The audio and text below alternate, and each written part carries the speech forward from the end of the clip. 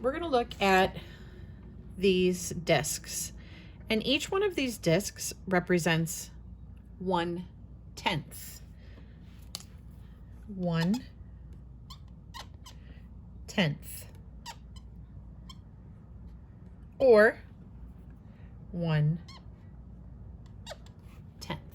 Okay, so I have 21 tenths here.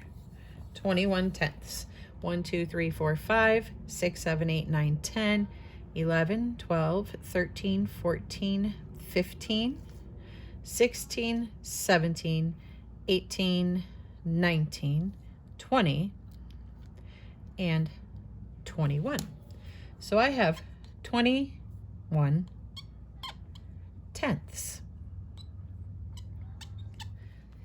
So the way I arranged these was that I put them into groups of 5. 1, 2, 3, 4 groups, right? 4 rows. 1, 2, 3, 4 rows of 5. However, I have a lot of discs here, and I don't want to use all of these discs, so I want to bundle them. We can bundle 10 tenths. 10 tenths. So let's do that. I'm going to move these right here. All right, so I have 10 tenths, okay? And that 10 tenths is 1 whole. 10 tenths, 1 whole. I have another group of 10. Here's another group of 10 right here. Here's my second group of 10 tenths, 1 whole. And I have 1/10 left. So I have 10 tenths here, which equals 1 whole, 10 tenths here, which equals 1 whole, and I have 1/10 left. I'm going to trade these in for 1 whole, just like that. So these 10 are now 1 whole, and these 10 are now 1 whole. Now we have 2 ones and 1/10.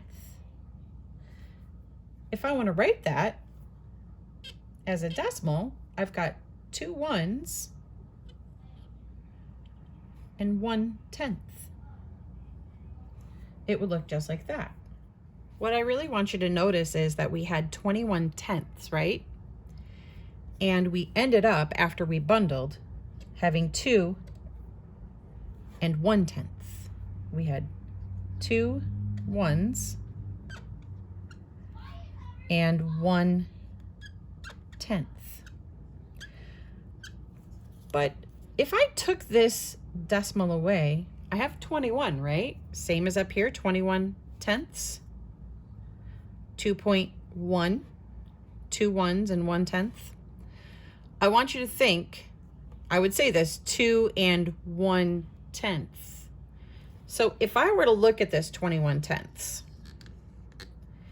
21, here's the digit I leave off on, 21 tenths.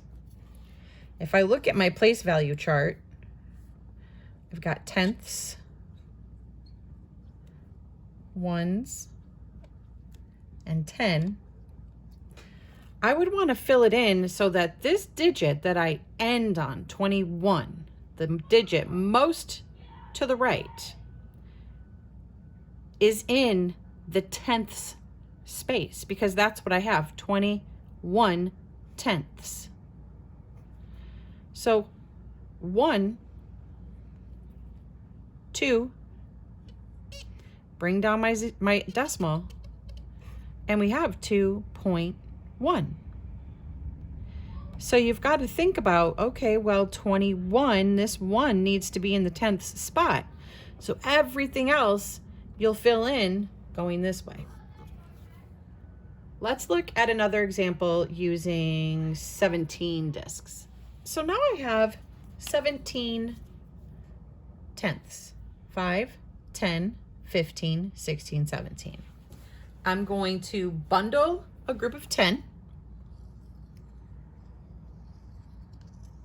and trade that in for a 1.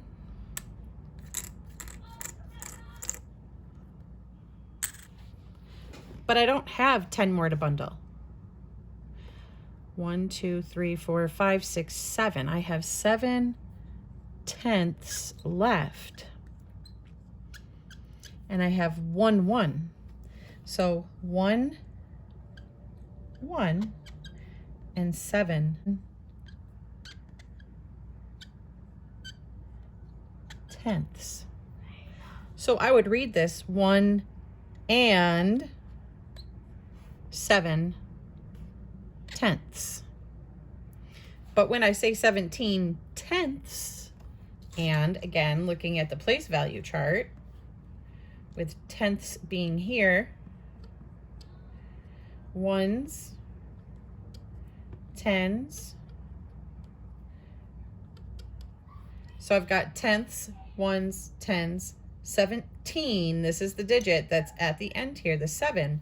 17 tenths. That 7 has to be in the tenths spot. So this 1 goes here. Bring it down. 1 and 7 tenths is the same as 1 and 7 tenths. Now we're going to represent mixed numbers with units of tens, ones, and tenths in expanded form. So if I have this 1 disc, the value of this 1 disc is 10. But what if I have 4 of these discs? Then the total value of 4 of these discs equals 40. 10, 20, 30, 40. So 4 tens as a multiplication expression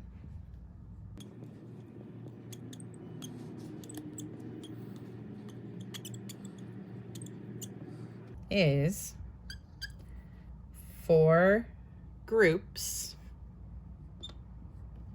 of 10. Now I have 2 discs, and the value of just one of these discs is 1. So I have 2 ones, which equals 2. As a multiplication expression, we have 2 times 1. 2 groups of 1. So now I have 6 discs, and the value of 1 disc is 0.1, which is 1/10. So I've got 6 groups, 6 groups of 1/10. Or you could say 6 groups of 1/10. So what we have is 4 times 10, 4 times 10 in parentheses, plus 2 times 1, plus 6 times 1/10. So 4 times 10 is 40, plus 2 times 1 is 2, plus 6 times 1 is 6, and the denominator stays the same. 6/10. That means the whole thing is 42 and 6/10. If I were to use the decimal, I would have 4 times 10 plus 2 times 1 plus 6 times 0.1. Here we have 40 plus 2 plus 6/10, which equals 42 and 6/10. 42 and 6/10. This is just as a fraction or a mixed number. And this is as a decimal.